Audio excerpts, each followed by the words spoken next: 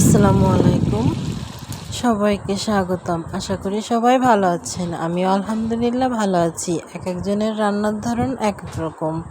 তাই আজ আমি নিয়ে এসেছি কাচকি মাছ বা চুনা মাছের তরকারি, ঝাল ঝাল তরকারি। প্রথমে আমি নিয়ে নেব চুনা মাছ আর নিয়ে নেব আলু বেগুন এভাবে কুচি করে কেটে নেব। তারপর আমি রসুন, মরিচ এবং জিরা পরিমাণ মতো বেটে নেব। বেটে নেওয়া মশলা আমি আলু এবং বেগুনের সাথে অ্যাড করব আর দিয়ে দেব কুচি করে রাখা পেঁয়াজ। আমি পেঁয়াজগুলো এভাবে ইউজ করি, তাইলে আমার খুব ভালো লাগে। আর দিয়ে দেব লবণ পরিমাণ মতো, সাথে দিয়ে দেব হলুদ গুঁড়া পরিমাণ মতো, আর দিয়ে দেব ধনিয়া গুঁড়ো পরিমাণ মতো।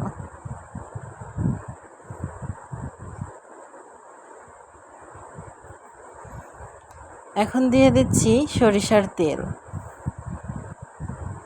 এবার ভালোভাবে নাড়াচাড়া করে মিশিয়ে নিতে হবে।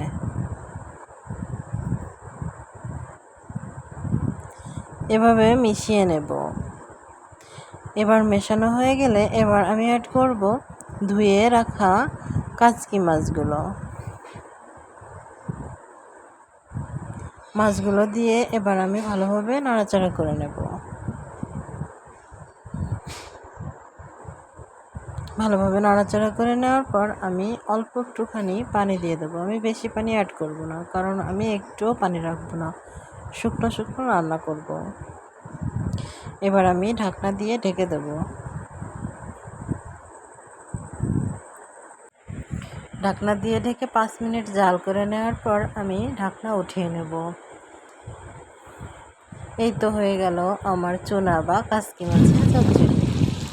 দেখুন অনেক সুন্দর দেখাচ্ছে, স্বাদও খুব সুন্দর হয়েছিল।